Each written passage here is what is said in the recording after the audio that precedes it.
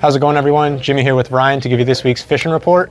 Got a lot going on, a lot of multi-species catches going on, so we're going to get into it real quick.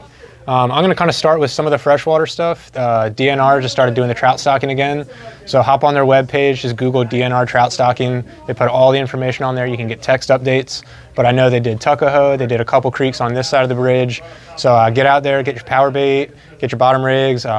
I know AJ went out there yesterday and caught a couple good trout, so it's definitely a time of year where you can start looking for those stockers. You want to talk a little bit about the perch?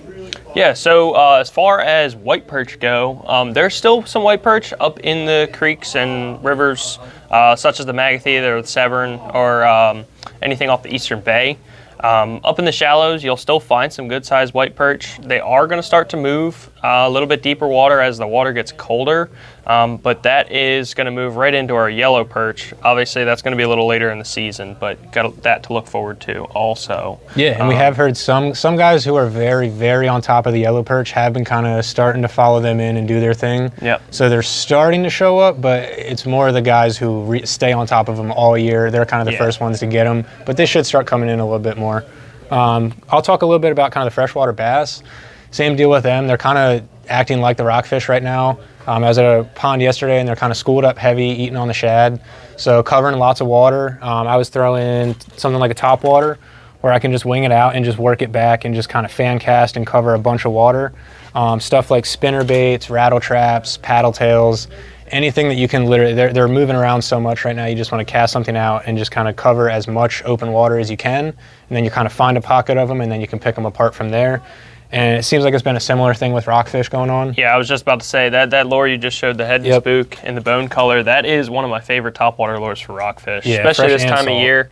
Up in the rivers, they're feeding on peanut bunker, about that size. And this is going to be one of my favorite baits. Like you said, search, cover some water. That's a great idea to do with a 4-inch paddle tail and anything from like a 1/4 to 1/2 ounce jig head.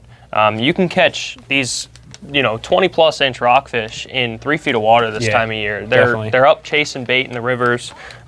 It's just a matter of finding them. So like you said, cover some water. Yeah, and we kind of got like the 1-2 punch going on. So you got your top, and then you can kind of fish closer to the bottom on the jig. And then if you want one more too, kind of get the jerky erratic action, we got the twitching mullet from Rapala. This is going to be a bait that sits 1 to 2 feet under, so it's right under the surface. Maybe you see them busting, but they don't want to come all the way up for your top water.